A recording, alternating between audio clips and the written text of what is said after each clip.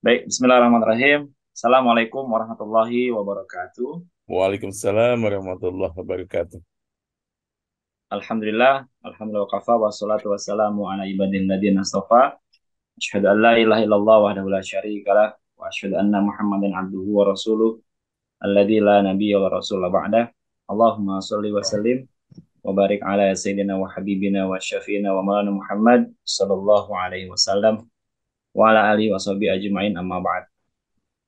Yang sama-sama kita hormati dan sama-sama kita muliakan guru kita bersama Bapak Kiai Profesor Dr. Kiai Haji Ahmad Mukri Aji MAMH yang mudah-mudahan selalu diberikan kesehatan oleh Allah Subhanahu wa Amin. taala, panjang umur, sejahtera di dunia dan di akhirat, Ya dan Allah. semoga selalu memberikan dampingan ilmunya untuk kita semua dan berkah untuk kita semua. Yang kami hormati dan sama-sama kita muliakan dan banggakan Sekretaris MUI Kabupaten Bogor, Kang Haji Irfan Audin, dan seluruh pengurus MUI se-Kabupaten Bogor, MUI Kecamatan yang hadir pada malam hari ini, rekan-rekan alumni PKU, kemudian mahasiswa PKU 17, lalu semua peserta hadirin yang hadir pada malam hari ini, yang di luar dari MUI juga diundang, dan alhamdulillah beberapa terkonfirmasi akan hadir. Insya Allah pada malam hari ini kita berjumpa kembali dalam diskusi Dwi Pekanan yang diselenggarakan oleh Majelis Ulama Indonesia Kabupaten Bogor, diprakarsai oleh teman-teman LPKPU, dan insya Allah ini adalah malam kesekian kalinya pembahasan tentang hal-hal yang cukup menarik, dari mulai isu-isu keagamaan sampai isu-isu yang hari ini tepatnya kebetulan kita juga akan mengulas materi tentang post-truth yang disarikan dari tesisnya Kang Haji Irfan Aulin di Institut Pertanian Bogor University. Ini Kang Haji Irfan, setelah saya membaca artikelnya, menarik ya. Jadi sebelumnya pagi ini mohon izin, Kang Haji Irfan memang sempat diskusi bahwa karena beliau latar belakang dulu di Ciputat lalu ke IPB, ini merupakan sesuatu yang jarang terjadi dari pola pemikiran yang mungkin tidak biasanya di orang Ciputat masuk IPB mengulas hal-hal yang saintifik, tapi kemudian diolah menjadi hal-hal yang lebih menarik, isu-isu tentang komunikasi yang dibahas oleh Kang Irfan. Tapi sebelum kita lanjutkan, kita terlebih dahulu sama-sama buka dengan membaca rapat basmalah. Mudah-mudahan eh, acara malam hari ini Allah berikan kelancaran, Allah berikan keberkahan. Dilanjutkan dengan baca surah Al-Fatihah. Ala hadini wa ala kulli surah Al-Fatihah. A'udzubillahi minasyaitonir rajim. Iya karena Allah ya.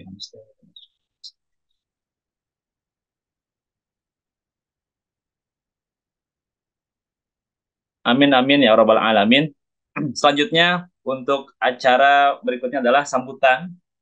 Sambutan yang akan disampaikan oleh Ketua Umum Majelis Ulama Indonesia Kabupaten Bogor yang terhormat guru kita bersama Pak Bapak Kiai Profesor Dr. Kiai Haji Ahmad Mukri Aji MMH.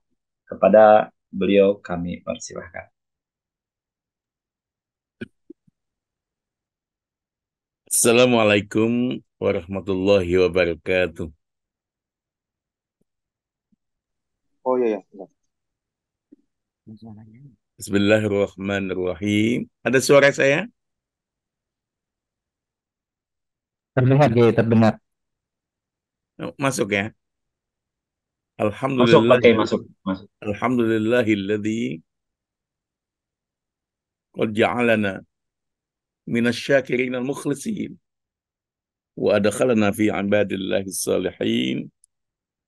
Wassalatu wassalamu ala sayyidina wa habibina wa syafi'ina wa maulana Muhammadin khatamin nabiyyin wa ala alihi wa ashabihi alladhina i'tasamu bihablillahil matin wa kitabihil mubin amma ba'd. Subhanallah walhamdulillah wa la ilaha illallah wallahu akbar. Alhamdulillah la jami'in ni'amillah wa biidnillah wa biqudratillah. Amatlah bahagia dan bangga hati kita semua pada malam ini. Kalau Kak Hisnu di sana jam berapa nih?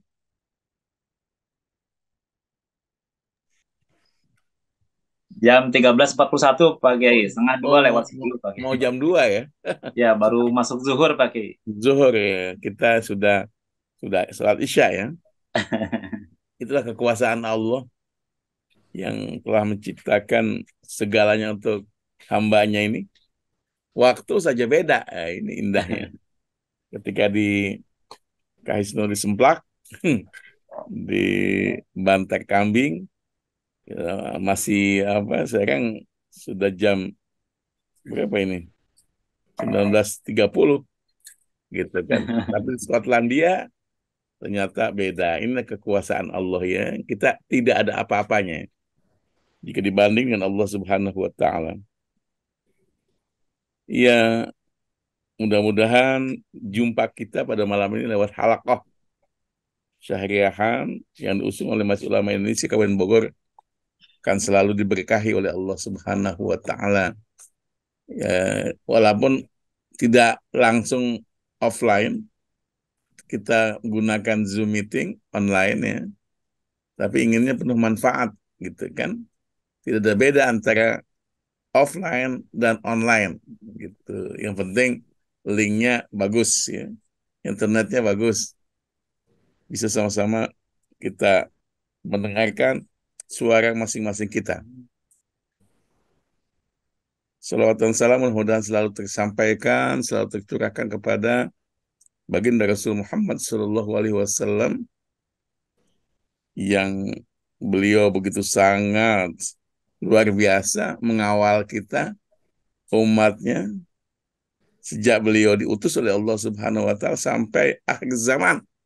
Tidak ada nabi lagi setelah baginda Rasul.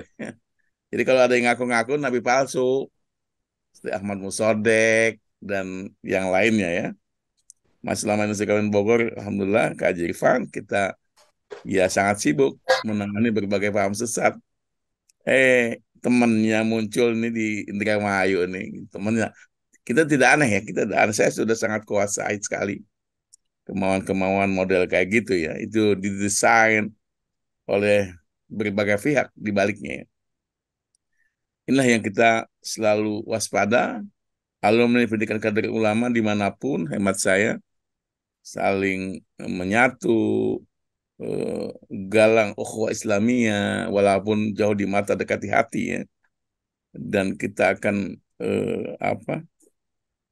kuatkan tali silaturahmi lahir batin kita, khususnya intelektual, nikmat Allah yang sangat luar biasa, nikmat intelektual ini kayaknya bagi alumni PKU ya hebat semua, hemat saya, sehingga memang kita mesti isi dan hiasi akal kita itu dengan hidayah Allah ya, lewat Al-Quran, lewat As-Sunnah, lewat Al-Ijma dan Al-Qiyas yang dalam bentuk kebenaran ya, al-haqqu min rabbik fala takunanna minal mumtarin. Kebenaran itu adalah dari Allah, dari Tuhanmu tuh, tidak ada kebenaran lain ya. Fala takunanna minal mumtarin, kamu sekalian jangan coba-coba nanti termasuk hamba Allah yang ya, ragu gitu. Benar apa enggak nih? Oh jangan, insya Allah. Ini yang insya Allah Kak Haji Irfan Awaluddin MSc telah menyelesaikan studi S2-nya di IPB ya, dan alhamdulillah ya sudah berhasil menuntaskan tesis yang sangat luar biasa yang menantang dunia ilmu pengetahuan ya. Karena terus terang saja beliau S1-nya di IAIN UIN Syarif Jakarta, Fakultas Seludin, pindah ke fakultas yang beda ini. Itu beda gitu kan, yaitu di Fakultas Ekologi Manusia IPB University. Ini luar biasa Usuluddin, tapi kaitannya tinggi karena cerita kebenaran ini.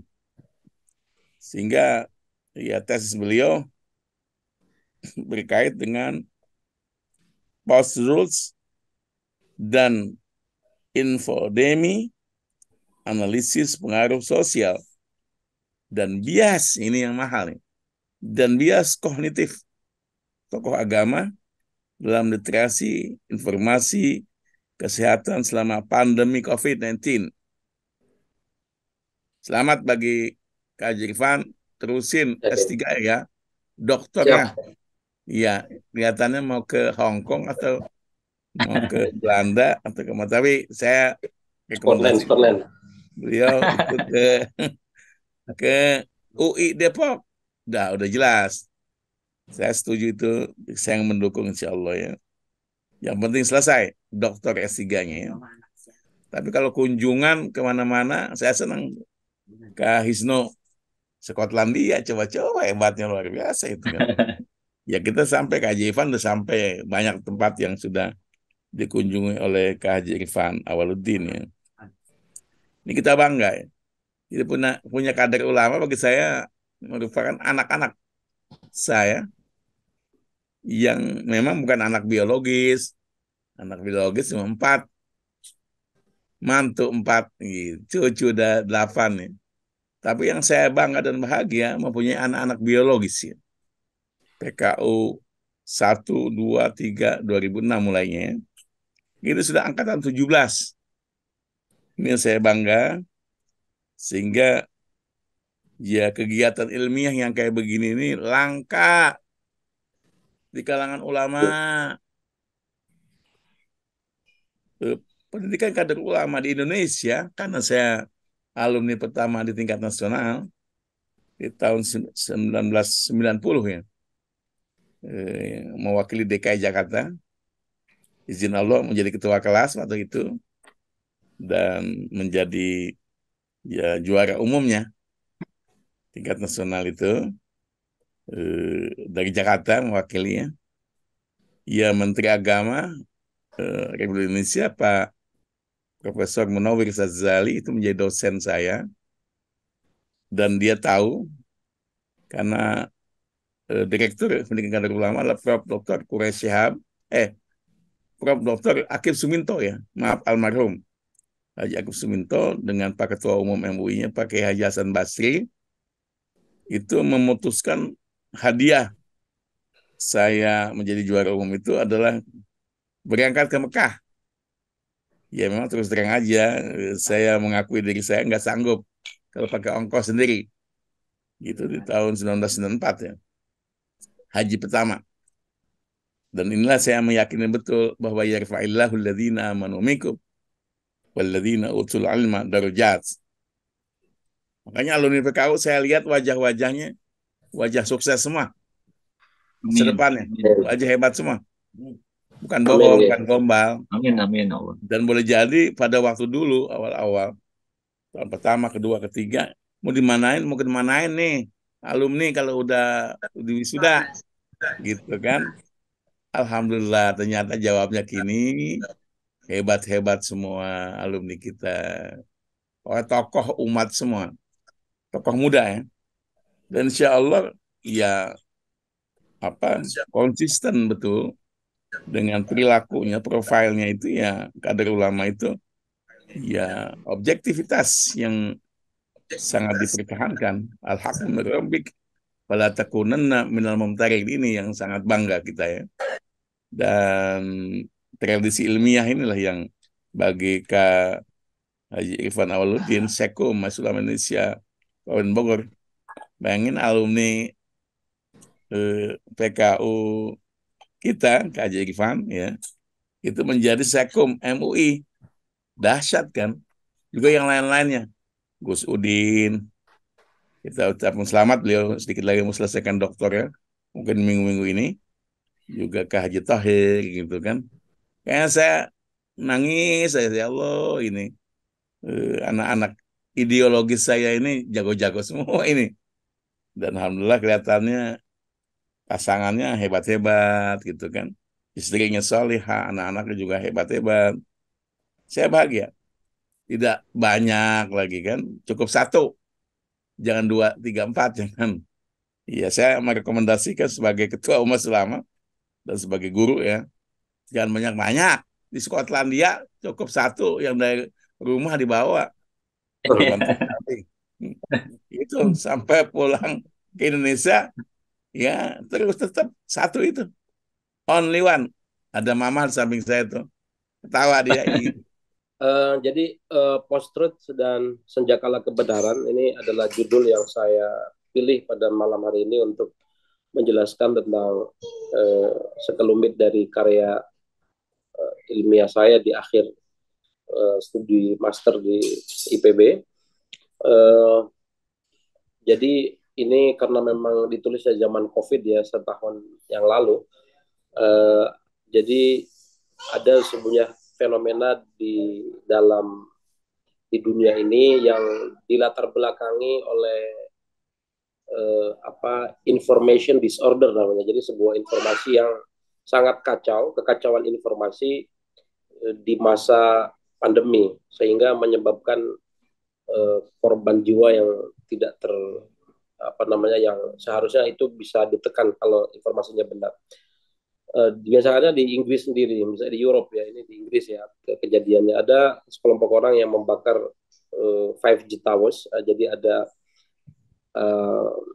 seperti tiang-tiang pemancar 5G yang mereka meyakini bahwa termakan oleh hoax bahwa yang namanya 5G towers itu menyebarkan virus corona. Ya, oleh karena itu mereka membakarnya.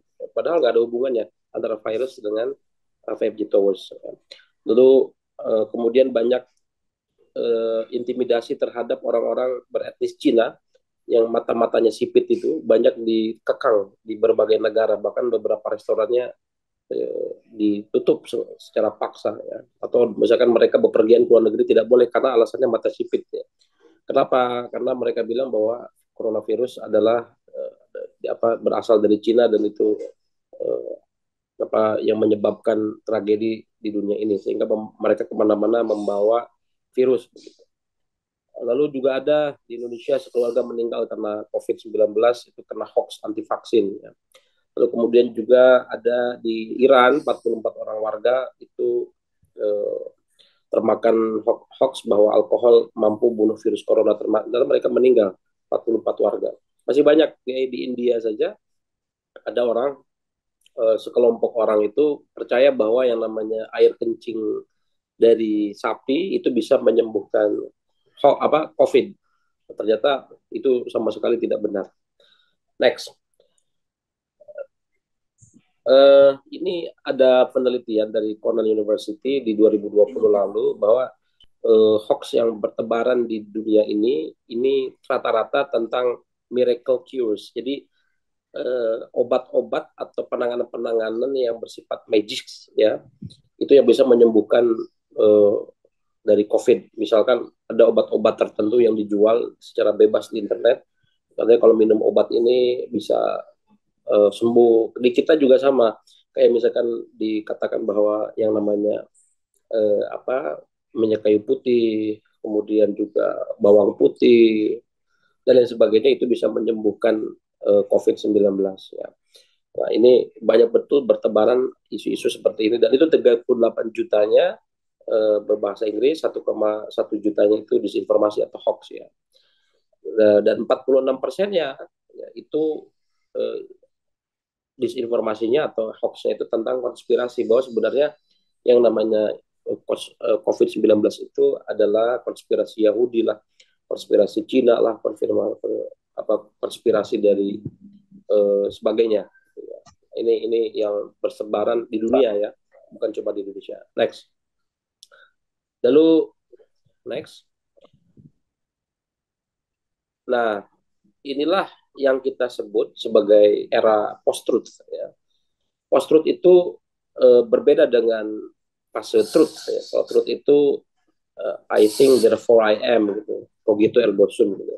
Tapi kalau post-truth itu berbeda. Jadi orang itu percaya terhadap informasi atau tidak percaya terhadap informasi itu berdasarkan perasaannya. Jadi makanya aku percaya maka aku benar. Jadi percaya itu adalah sebuah statement emosional, sebuah statement yang menurut saya apa namanya sangat berhubungan dengan bias kognitifnya seseorang. Jadi benar atau tidak benar itu bukan karena faktanya benar, tapi karena perasaannya memang pengennya ke situ. Terus next, makanya ini ada sebuah statement dari seorang Direktur Jenderal WHO ya, namanya Tedros Adhanom Ghebreyesus, yang mengatakan bahwa we are not just fighting an epidemic, we are fighting an infodemic. Gitu. Dia bilang bahwa kita ini bukan hanya melawan pandemi, tapi sebenarnya kita ini melawan infodemi. Infodemi itu adalah ya apa penyakit yang berbentuk informasi yang tidak benar tentang pandemi itu, sehingga orang banyak jadi korban bukan karena virusnya, tapi karena memang mereka salah apa namanya menyikapi dari virus itu sendiri. Next. Nah, ini kita bahas sekarang tentang anatomi post-truth. Kenapa sih sebenarnya hari ini kita ini berdiam di dalam sebuah dunia simulakra ya, yang ini sangat kental kaitannya dengan kebenaran berbasis berbasis perasaan. Ini tolong ada yang di mute, ada dua.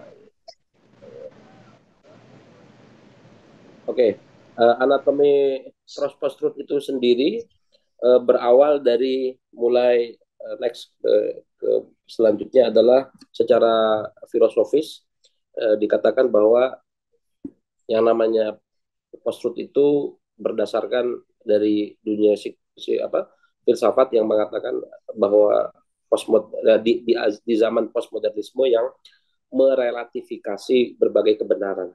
Jadi kalau zaman modernisme itu ada betah dengan logosentrisme yang mengatakan bahwa ada objek kecil, ada objek besar, ada objek benar, ada objek tidak benar, ada subjek, ada objek, ada teks inti, ada teks bayangan yang seperti itu.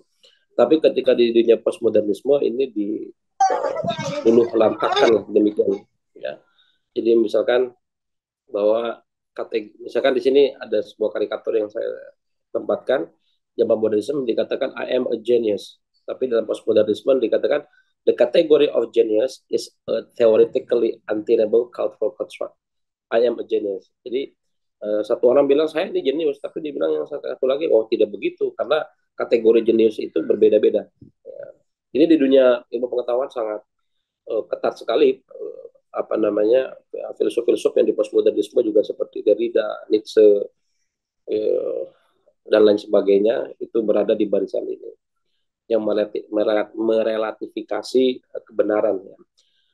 Tapi ada fenomena ini juga ada Alan Sokal namanya di tahun 90-an itu.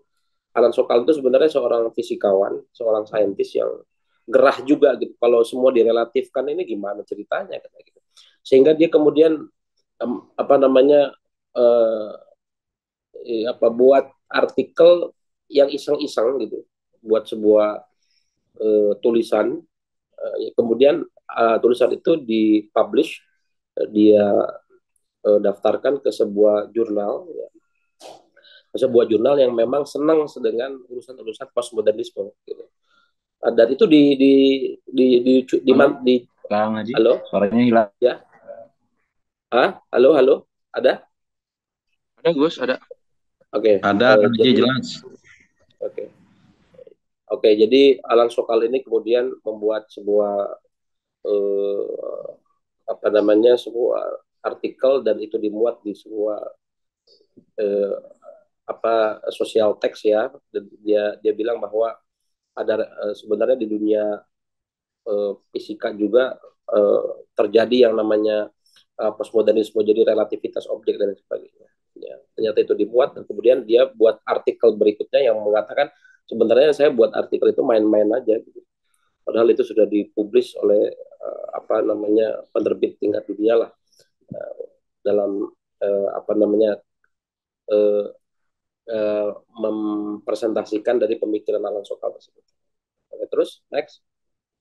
Penyebab kedua daripada post-truth itu, dari penelitian saya mengatakan bahwa anak kandung daripada post-truth itu adalah hoax. Nah, hoax itu sebenarnya bahasa pasar ya. Jadi kalau dalam kita nyari hoax itu apa di dalam literatur ilmiah ini jarang ditemukan, karena hoax itu dalam bahasa-bahasa ilmiah hari ini tidak diartikan hoax tapi disinformasi. Ada lagi misinformasi, ada lagi malinformasi, banyak jenisnya tergantung daripada tujuan daripada berita bohong itu. Tapi hoax itu kalau bahasa ininya bahasa amiahnya lah.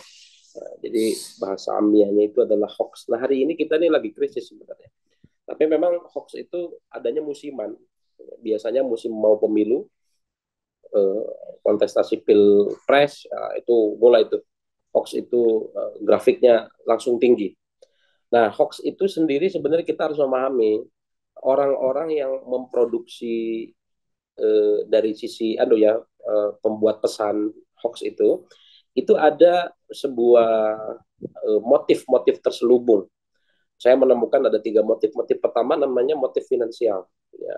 Motif nyari duit dengan cara menjual berita hoax itu untuk mengundang orang mengklik. Jadi apa namanya clickbait itu ya.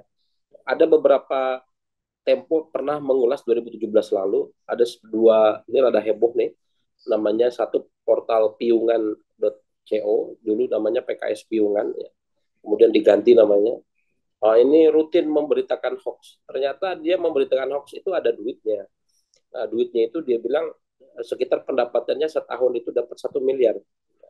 Atau per bulannya itu 50 sampai 60 juta itu paling kecil penghasilan daripada orang membuat hoax itu. Dari mana? Dari AdSense itu, dari iklan-iklan yang dicantumkan di situsnya. Ada juga postmetro.info. Nah, ini juga sama. Dia dapat uangnya lebih kecil, 30 juta per bulan. Nah, ini ada orangnya yang buat, namanya Hamdi Mustafa. Ya. Dia oposisi sebenarnya sama pemerintah. Oleh karena itu dia beralternatif untuk membuat postmetro.info itu. Dia provokatif mengkritik pemerintah tapi dengan cara-cara berita-berita yang fitnah, berita-berita bohong. Nah, ini dan dia dapat duit juga di situ. Nah, di situ juga ada situs penyebar hoax yang tempo hari sempat dirilis ya, di 2019 itu ada arrohma.com, VW Islam dan ini rata-rata namanya nama Islam, Pak. Kenapa kok pakai nama-nama Islami begitu? Ini orang-orang yang menyebar hoax tahu sebenarnya orang-orang yang dijerat di sini adalah ya orang-orang Islam juga, gitu. Sehingga mana mungkin sih arrohmah.com itu namanya Ar-Rahmah lagi kayak nama majelis saya kan di sini. Iya kan, itu seolah-olah di dalamnya adalah kesucian, padahal enggak. Ini orang-orang yang memang punya niat yang tidak baik menggunakan nama-nama Islam di situ. Next.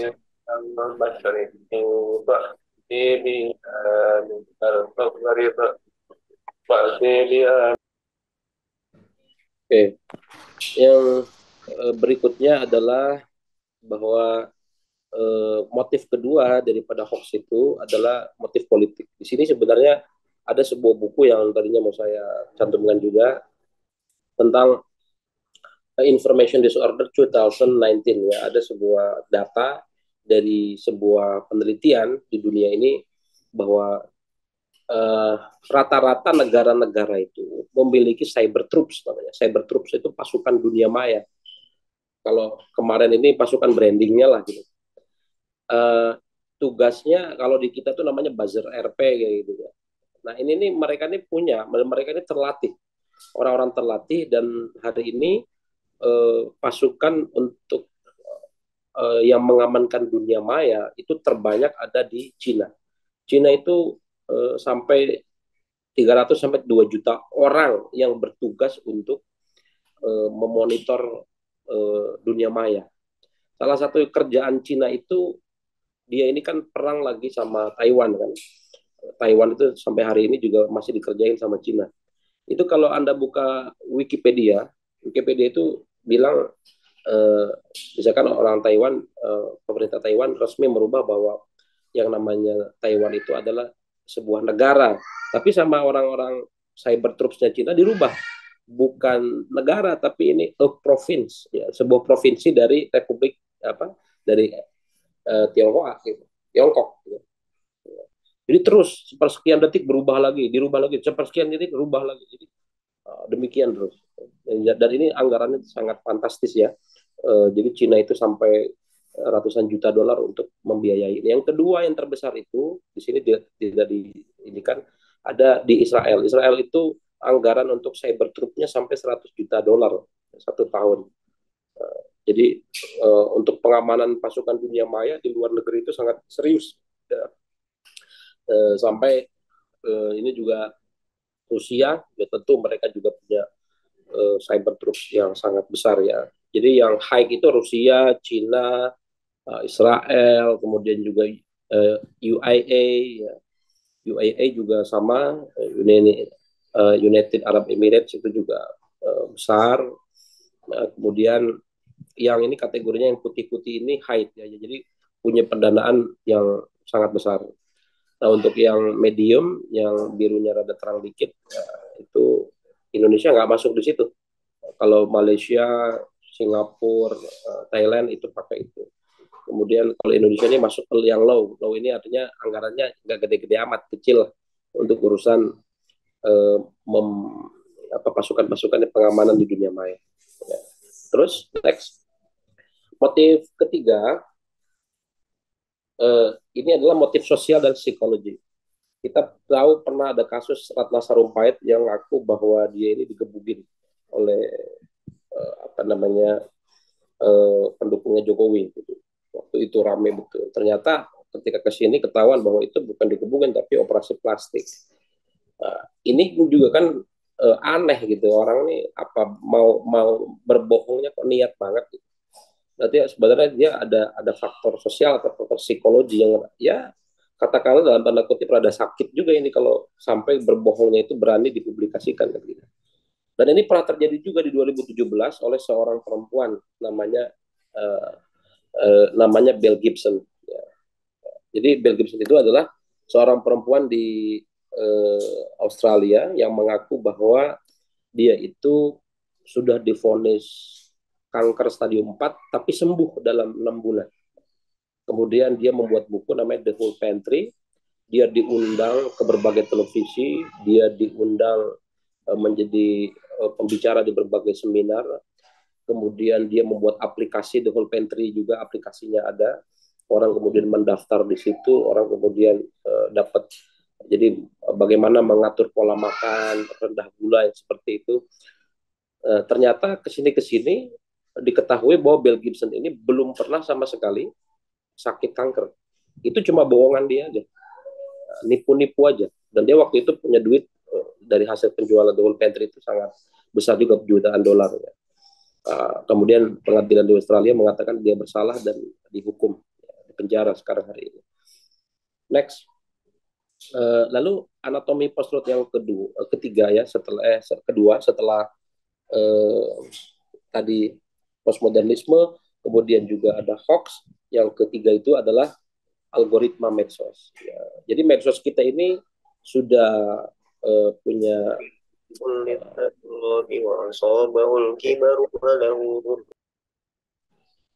jadi ada namanya Camat Palihapitia. Ini adalah orang di balik kesuksesan Facebook. Facebook itu awalnya diikuti cuma ratusan orang doang. Tapi ketika Camat Palihapitia turun, itu double up. Jadi sampai 7 juta orang per tahun naiknya, sampai 70 juta orang. Karena dia memahami bahwa orang itu senang di likes, orang itu senang selfie, orang itu senang senang dikomentarin. Dia ini orang pertama yang menemukan tentang algoritma sosial. Ya. Kemudian juga melahirkan namanya echo chamber dan sebagainya. Okay. Terus next.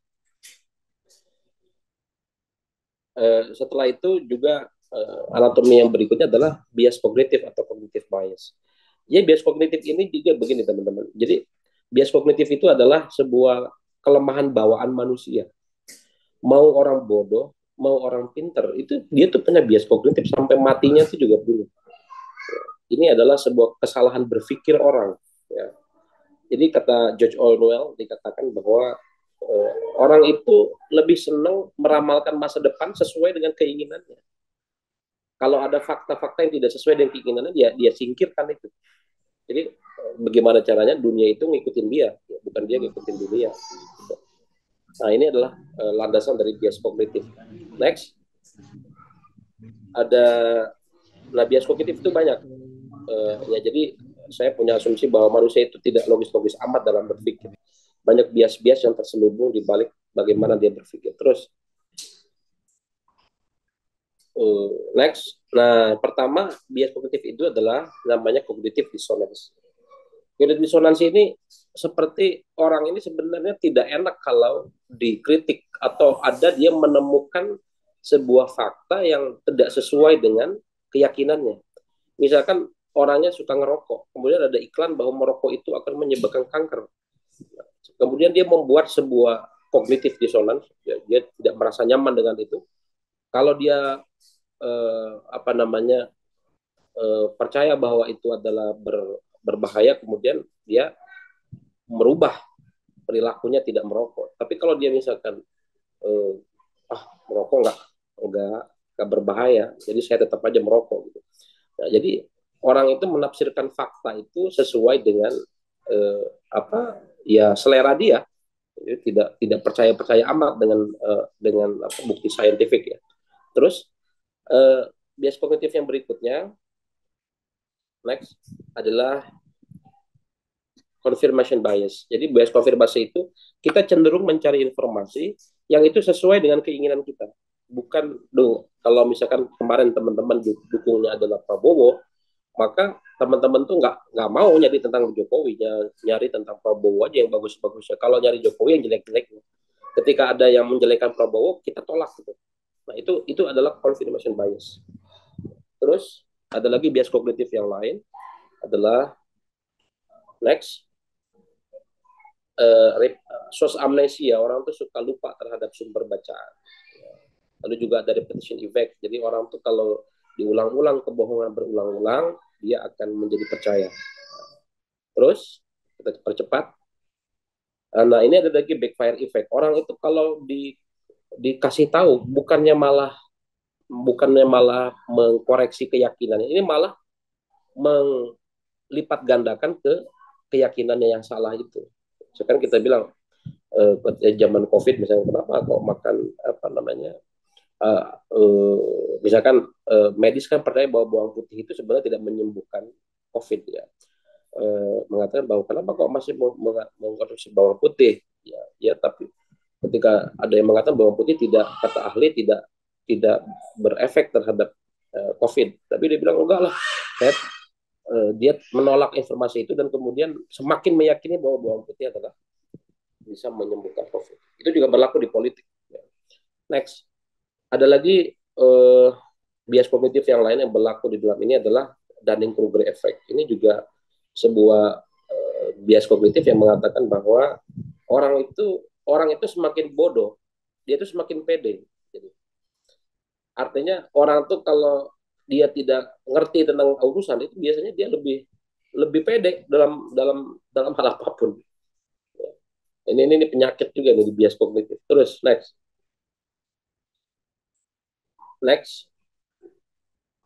Nah, anatomi yang terakhir adalah di sebelumnya ada pengaruh sosial ya, atau di dalam istilah ini adalah social influence. Social influence itu adalah yang mempengaruhi orang tuh ketika yakin benar atau tidak benar itu dia dipengaruhi pertama oleh significant others, family, friends, and mates, keluarga, teman, atau memang teman dekat ya. Misalkan kenapa Anda percaya bahwa Jokowi itu adalah komunis? Loh, kan yang bilang itu suami saya, yang bilang itu teman dekat saya. Nah, jadi orang terpengaruh dengan orang yang dianggap penting oleh dia. Terus yang berikutnya, next, yang mempengaruhi juga di dalam sosiologi manusia itu adalah next, Next. Oke, membership group dan reference group. Membership group itu adalah kelompok di mana dia tergabung di dalam sebelumnya, tergabung di dalamnya. Dan reference group adalah kelompok di mana dia menginginkan untuk pada grup. Misalkan ketika waktu itu saya banyak tanya kepada tokoh agama tentang, misalkan saya tanya kiai yang dari NU. Silakan, masih ada waktu 5 menit lagi untuk presentasi. Oke, jadi cenderung misalkan orang NU ketika ditanya kenapa percaya bahwa tentang kenapa mendukung Jokowi, ya organisasi saya juga mendukung Jokowi. Kenapa mendukung Prabowo, ya karena memang Prabowo-nya, organisasi saya mendukung Prabowo, dan demikian seterusnya. Membership group. Jadi orang tidak terlalu logis-logis amat di dalam menentukan pilihannya. Terus masih ada next. Nah, ini source credibility ini mohon maaf agak pecah, bahwa hari ini orang tuh juga banyak bilang bahwa saya percaya bahwa informasinya kredibel, tapi kredibilitasnya itu apakah benar-benar kredibel apa tidak. Biasanya orang cenderung tertarik sama misalkan orangnya nih ngomongnya cepat, orangnya nih ngomongnya meyakinkan, akhirnya dia percaya dengan orang itu. Padahal sebenarnya tidak tidak ahli-ahli amat. Next.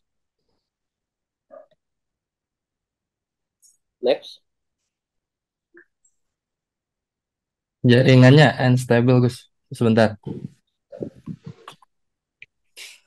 Oke, jadi selanjutnya adalah jadi post-truth itu pertanyaannya adalah apakah post-truth ini kemudian banyak beroperasinya di mana? Ya, operasi post-truth itu karena memang anak kandungnya namanya hoax. Ya, hari ini yang namanya hoax itu banyak bertebaran di di media sosial. Ya. Nah, ini kita lihat bahwa dulu tahun 53 pernah ada namanya science denial. Ya. Nah, itu jadi waktu itu ada perusahaan rokok yang ada bilang rokok itu berbahaya bagi kesehatan. Tapi kemudian perusahaan-perusahaan rokok menyewa para saintis yang mengatakan bahwa rokok itu tidak berbahaya. Nah, itu ada namanya tobacco industri. Ya. Kemudian di peristiwa politik ada namanya Trump Brexit. Ya, Presiden Trump itu terpilih. Di Brazil juga sama, terpilihnya seorang presiden namanya Jair Bolsonaro itu karena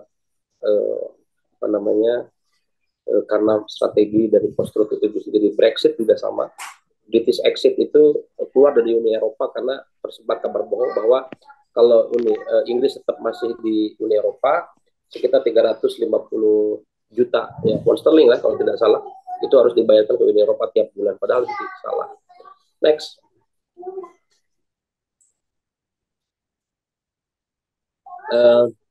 Next, bahwa hoax itu banyak menyebar di media-media sosial, di situs web, dan itu terbanyak adalah di media sosial, 92%. Kesimpulannya adalah bahwa hari ini kalau kita ngomongin tokoh agama, nah hari ini para kiai itu hasil penelitian saya mengatakan bahwa banyak juga yang memang masih terjebak dalam menafsirkan informasi itu karena emosinya. Makanya ada sebuah qaul Imam Syafi'i yang saya kutip juga di sini bahwa wa'ainur ridho an kulli aibin qalilatun walakinna ainu suhti bil masawi. Jadi kalau udah cinta sama sesuatu yang jelek pun akan tertutup. Tapi kalau sudah benci, yang jelek, yang bagus pun akan jelek. Gitu.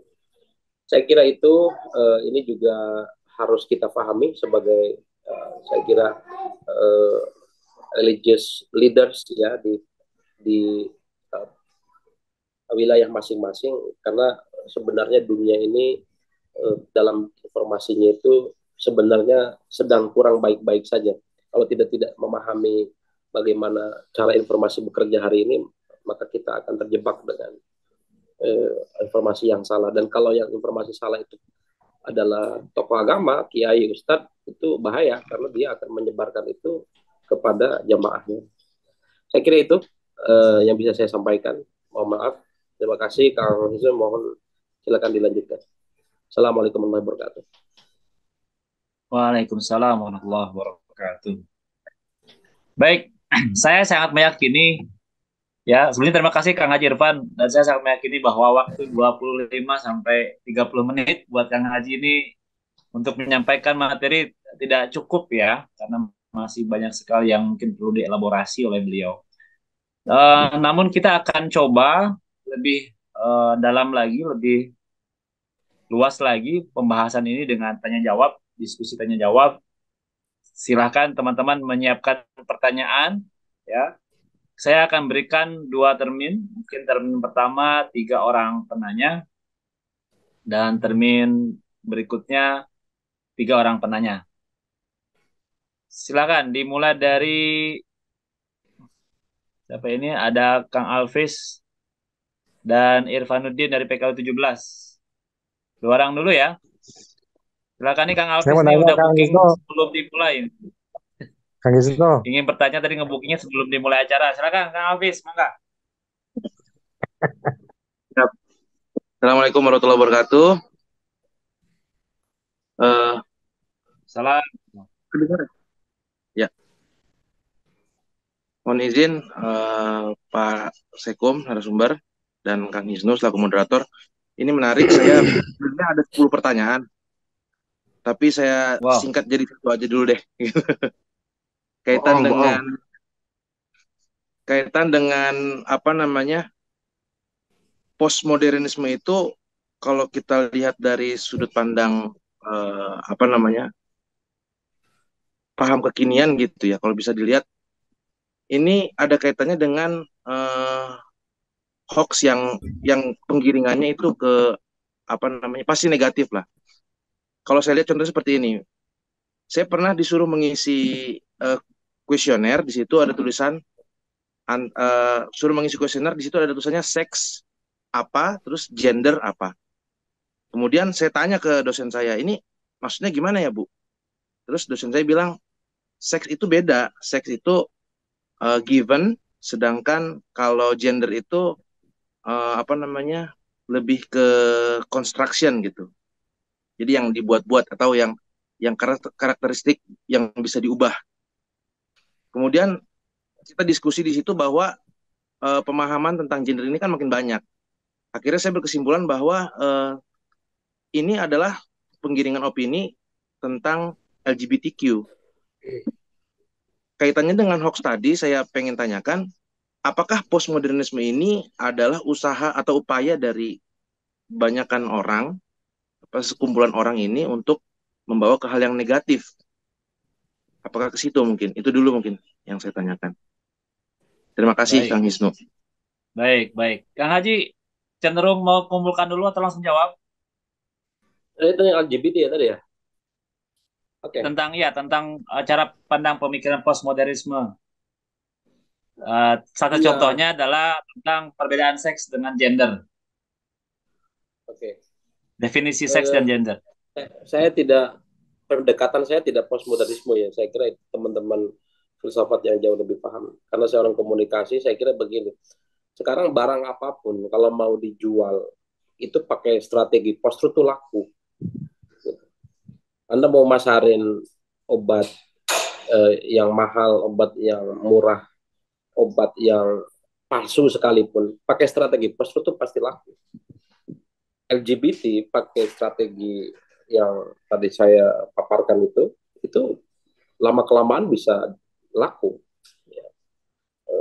Karena post-truth itu bakal menunggangi, memanfaatkan kelemahan-kelemahan dasariah yang ada di manusia itu.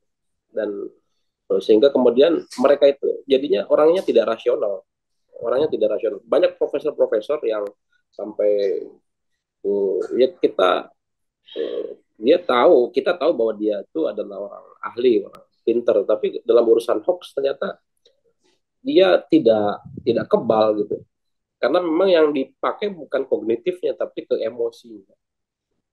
Nah, ini saya kira kampanye-kampanye LGBTQ itu juga banyak sekarang itu memanfaatkan emosi-emosi. Oh, mereka juga mohon maaf ya, kayak kemarin di kasus Lampung itu siapa namanya tuh? Yang mengkritik jalan Lampung itu anak mahasiswa Australia Bima, itu. Bima, Bima, Ah, Bima. Bima. Ada informasi juga Bima ini memang laki-lakinya rada kemayu. Eh, ada kemayu, kemudian dia ada saya pernah diskusi sama orang media juga, seolah-olah ada sebuah apa namanya agenda bahwa sebenarnya mau itu laki-laki biasa atau setengahnya laki-laki misalnya begitu, itu tetap bisa melakukan perubahan.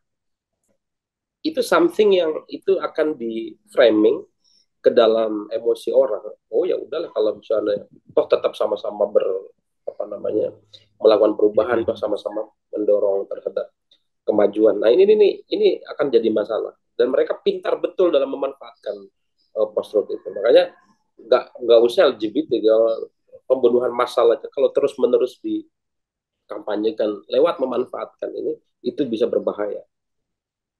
Saya kira itu mungkin jawabannya. Itu. Baik. Baik itu Kang Alvis. 9 pertanyaan lagi nanti Kang Alvis lewat email ya. Diskusikan. Dia punya 10 Kang tadi. Baru 9, baru satu kan, tinggal 9, sisa 9. Atau mau satu pertanyaan lagi Kang Alvis? Halo, Kang Alvis? 9-nya sambil ngopi ntar. Oh, oke, baik.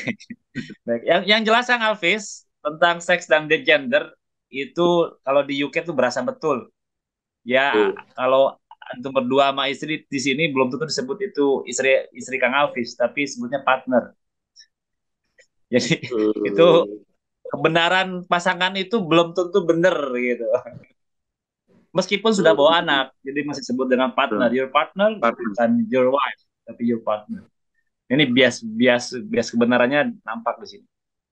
Baik, oke, itu tentang isu LGBT apa ada kaitannya dengan post-truth, dan tadi Kang Iva menjelaskan bahwa metode post-truth itu bisa laku dengan metode ini apapun jualan kita gitu. Kira-kira seperti itu Kang Hafiz ya. Baik, selanjutnya saya berikan waktu kepada Kang Irfanuddin PKU 17. Silakan. Halo Kang Irfanuddin PKU 17. Ya ada suaranya, Sat.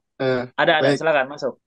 Baik, terima kasih ke Bu Sirvan yang telah menjelaskan. Nah, tentang post-truth sendiri, nih Kang Ustadz, apa lagi-lagi tentang LGBT sih. Soalnya Ana pernah baca buku ya, Ana bilang aja lah bukunya itu namanya buku Why. Terjemahnya itu kalau tidak salah ya Korea ya, tapi bahasa Indonesia sudah bahasa Indonesia. Nah, waktu itu sekitar anak SMA sih, sekitar tahun 2000 berapa ya? 12 apa 13 apa berapa itu. Nah, itu tentang hubungan sesama lelaki itu adalah sehat tetap, maksudnya dianggap normal di buku itu ketika, dan buku itu dibaca oleh anak-anak SMP, SMA gitu waktu waktu saat itu gitu. Dan kalau sekarang kan LGBT sudah masif banget ya. Waktu itu, nah, dan kemudian kalau nggak tahu ya kalau sekarang ya WHO itu apa telah menetapkan LGBT itu penyimpangan atau bukan. Nah, em, ini kenapa ya? Eh, Halo Kang Irfan. Nah, oke, baik. ya. Lanjut Kang, lanjut. Lebih bagus nampak mukanya Kang biar terlihat. Biar tidak bias kebenaran. Ini Kang Irfan laki-laki perempuan. Ya. Aduh. Oke, baik. Silakan Kang, lanjut Ya, Kang. ini apa namanya? Terus kemudian banyak juga didukung oleh katakanlah ya saintis atau ilmuwan ya, ya orang-orang yang paham lah di bidangnya. Kalau anak kan nggak tahu lah gitu ya, orang kesehatan juga gitu kurang tahu. Nah, itu bagaimana kita apa ya menangkal, membantah, kemudian mengedukasi keluarga kita dari paham-paham, dan yang itu kan bukan, kalau kita kan ada khilafiyah tapi ini bukan khilafiyah tapi ini penyimpangan gitu, bukan perbedaan yang ma'fu anhu tapi kan ini penyimpangan. Gitu. Bagaimana cara kita mengedukasi Baik. masyarakat, dan ketika kita sodorkan referensi, banyak juga kok referensinya apa namanya betul gitu dari referensi tersebut, kayak dia saintis tapi mendukung gitu. Ini ilmiah begitu begitulah. Bagaimana ya seperti podcast podcast juga gitu kemarin ada ya begitulah. Bagaimana Satya? Oke, baik. Baik, Kang Irfan sudah mendengar ya? Tangkap ya pertanyaannya. Silakan Kang Haji. Iya, saya kira kembali lagi konteksnya bahwa eh, namanya program yang disponsori oleh lembaga-lembaga dunia kayak UNESCO, itu mereka udah paham sebenarnya untuk membuat sebuah agenda masuk ke sebuah wilayah. Mereka pasti pakai cara-cara apa mesin-mesin komunikasi yang tanpa tanpa ampun. Dalam bahasa post-truth itu disebutkan fire hose of falsehood gitu. Jadi membombardir dengan berbagai macam kesalahan gitu. Dalam konteks ini membombardir dengan informasi yang bertubi-tubi, sehingga orang itu ketika terus-menerus ketemu dengan sumber bacaan, buku, konten di media sosial, obrolan di TV. Bayangkan hari ini di TV saja orang nikah, waktu apa tuh yang transgender itu nikah sama orang itu malah diundang di TV, malah diundang ke podcast. Ya, kemudian juga bacaan. Jadi kampanye yang begini-begini ini tidak akan mengkampanyekan hit and run gitu. Sekali itu kemudian ditinggal, enggak, mereka continue dan berbagai macam sarana mereka pakai, terutama di media sosial ya. Hari ini sangat masif misalkan banyak eh, apa namanya LGBT itu secara ilmiah bukan eh, penyimpangan, tapi itu hanya adalah eh, eh, ada pilihan aja gitu. Nah, ini kan ngaco nih terakhir ini. Nah, kemudian ini juga banyak diteliti sebenarnya, orang LGBT itu pernah diteliti dalam hal bias kognitifnya. Ketika ada orang yang menolak bahwa LGBT itu adalah penyimpangan, bagaimana sikapnya? Ya, sikap orang yang pro LGBT ya pasti akan terus diberikan informasi tentang pro LGBT. Kalau sekali kita klik di Google tentang uh, apa misalkan dalil-dalil atau apa argumen-argumen yang membolehkan LGBT, itu pasti akan kesana-kesana akan terus yang muncul iklan-iklan atau konten-konten yang mendukung dari keyakinan kita. Tapi kalau menolak ya itu akan sekali kita klik aja kemudian ada lama diem, itu bahasa algoritma media sosial itu pasti akan memunculkan yang itu lagi. Dan ini sebenarnya ini dosanya algoritma ya menurut saya. Jadi kalau dipakai yang baik insya Allah baik, tapi ketika memang nggak baik itu orang tuh akan tergiring. Jadi itu secara otomatis, secara robot lah gitu ya. Karena yang bergerakkan adalah bahasa-bahasa rumus matematika di dalam algoritma software dari sosial media itu. Jadi kalau tadi pertanyaan bagaimana LGBT, ya memang buku, media sosial, konten YouTube, TikTok, televisi, akun Facebook, ya, akun Instagram, Twitter, semua dipakai oleh mereka. Dan itu mereka tidak lemah. Ada yang nolak sekali, bukan mundur. Oh, bahkan mereka lebih kencang lagi. Nah, itulah. Itu model kampanye mereka. Ya, bagaimana cara menolaknya? Saya kira ya kita, makanya saya selalu bilang teman-teman yang sudah ilmunya sudah cukup, hari ini diupayakan untuk mengisi konten-konten yang positif di dalam media sosial supaya konten-konten yang tidak baik itu secara alamiah juga tersingkir karena konten kita lebih produktif daripada mereka. Begitu Kang Istu. Baik. Jadi memang ini tantangan dunia lain ya, Kak. Ya, Kang Haji ya, Gus Haji Irfan, bahwa selain dunia nyata yang mungkin karena kadang-kadang gini, kadang banyak orang yang berperilaku sosial itu berbeda antara dunia maya dengan dunia nyata. Gitu. Di dunia maya itu harus informasi deras, kadang orang bisa sangar-sangar-sangarnya, tapi ketika ketemu itu ibarat di dunia sosial media seperti singa, tapi ketemu dengan kita di dunia dunia aslinya nyatanya itu seperti kucing. Ada yang seperti itu. Itu kan jadi bias kebenaran juga.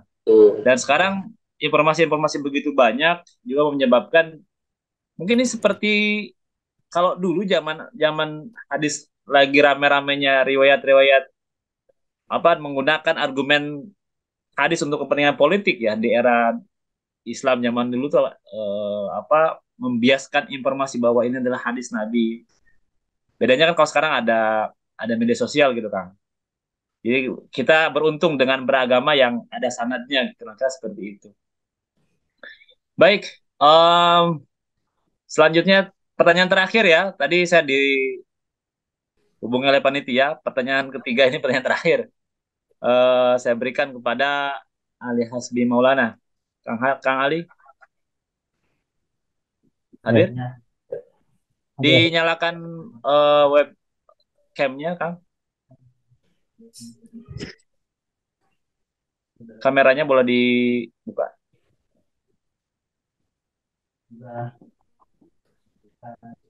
Mangga, silakan.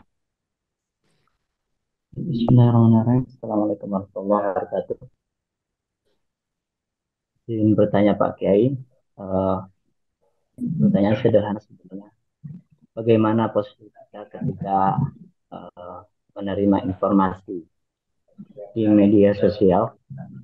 Apakah kemudian informasi yang masuk ini? Tentunya kalau saya sendiri Pak Kiai tidak semerta-merta kemudian meyakini satu arus informasi ini sebagai suatu kebenaran. Biasanya saya cari informasi pembandingnya gitu Pak Kiai. Dan dua-duanya tidak saya percayai aja gitu. Nah itu kalau posisi saya ya menerima informasi-informasi terutama yang berkaitan dengan berita politik. Menurut Pak Kiai, bagaimana seharusnya posisi kita dalam menerima informasi yang beredar, mungkin dan apa yang harus kita lakukan? Terima kasih.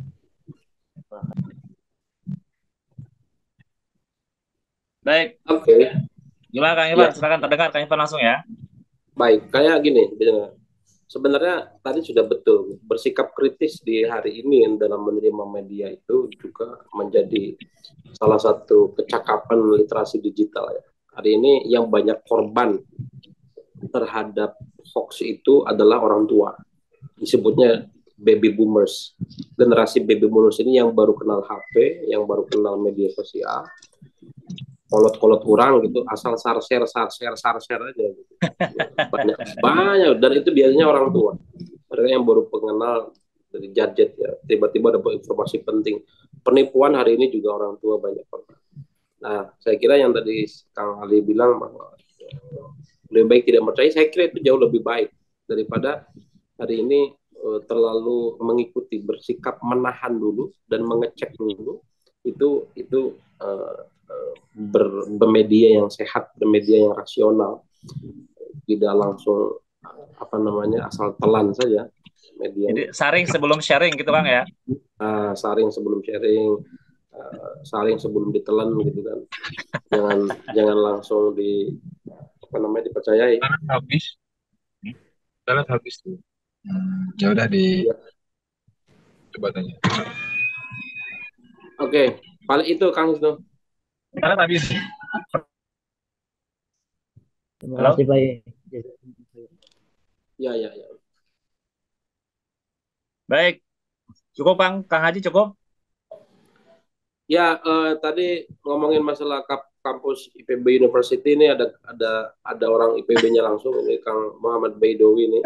Kang Awe mungkin bisa jelasin kenapa nama kampusnya IPB University, kan udah ada Institut Pertanian Bogor, tapi kok ada universitas. Ente nggak usah nanya Wi, langsung aja ini jawab pertanyaan itu.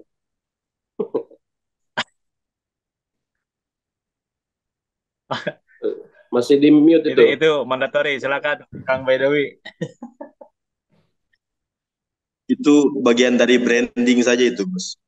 Wes, Itu bagian dari branding kampus saja itu. Sama halnya BNI, jadi Bank BNI, padahal B-nya kan bank juga gitu. Dan biar lebih luas saja bisa bisa buka fakultas-fakultas lain.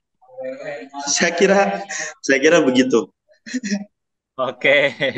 Berarti betul ya teori yang tadi sampaikan oleh Kang Haji Irfan bahwa menggunakan teori post-truth itu dengan menjual apapun laku itu betul ya. Betul.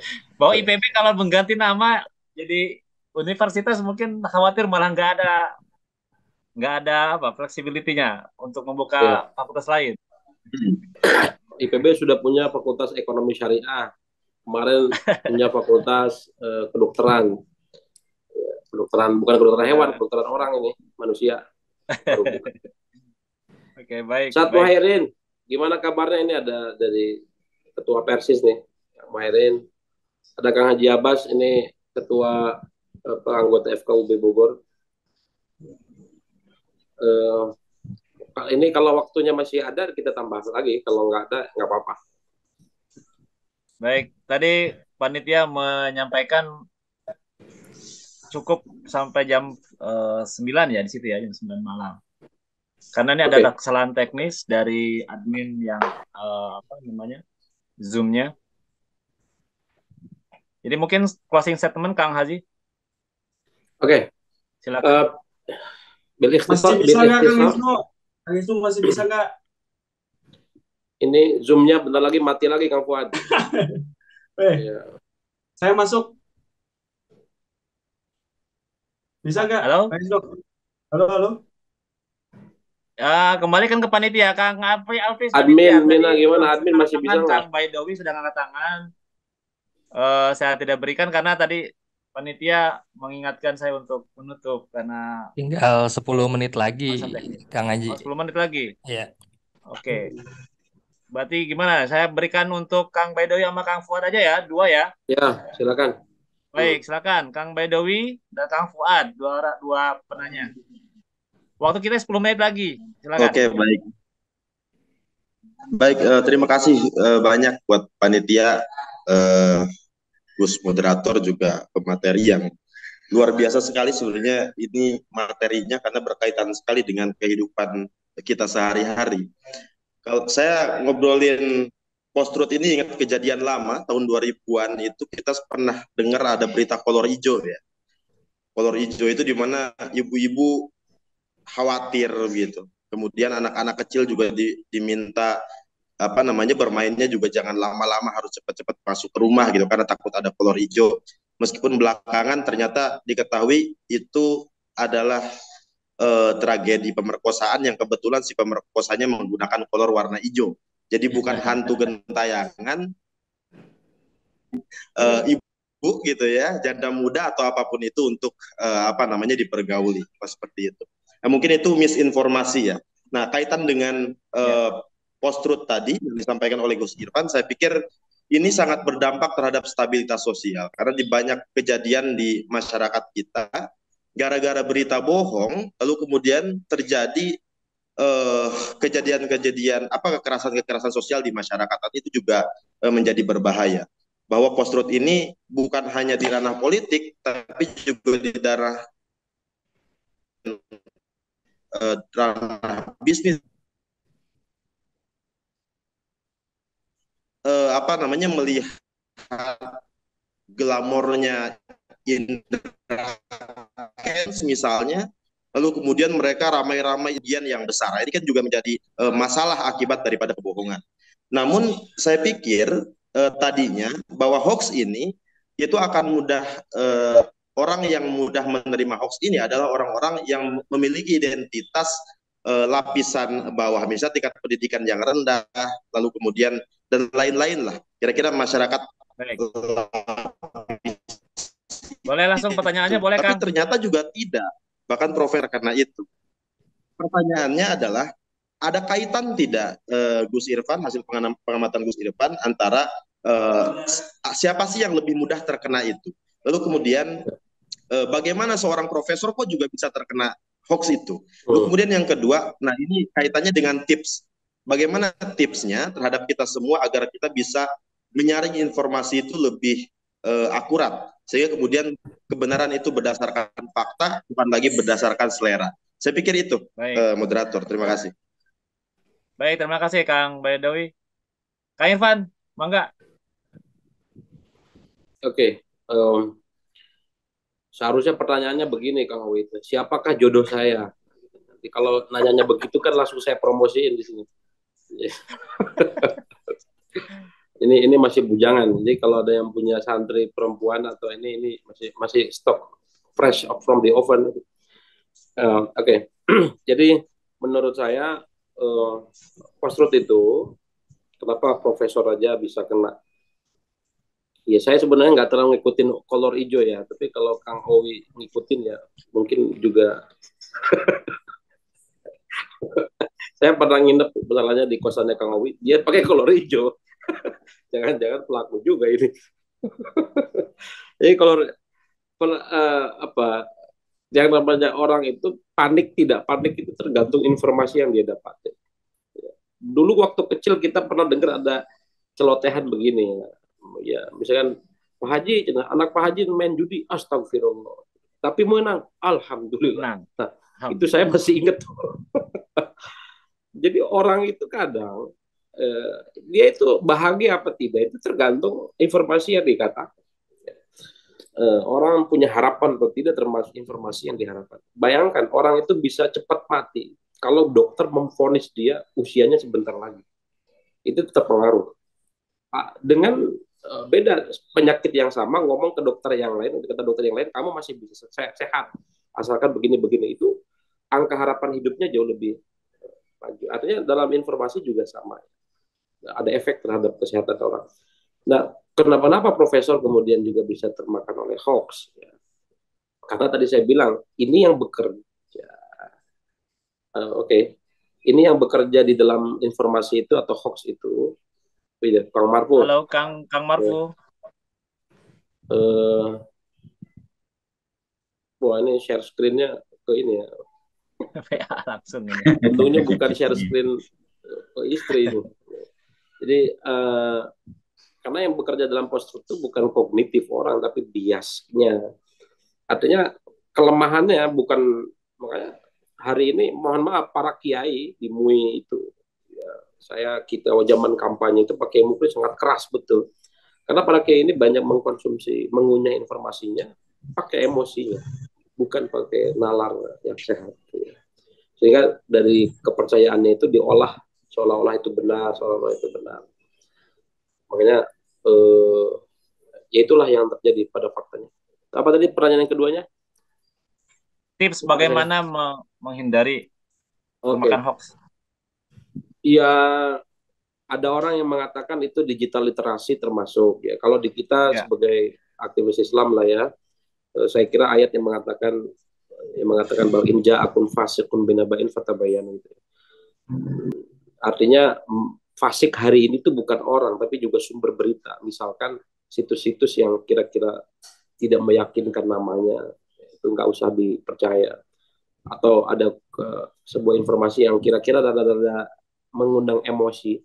Misalkan gini, ada clickbait ya, astagfirullah, Jokowi tidak sholat Jumat misalkan.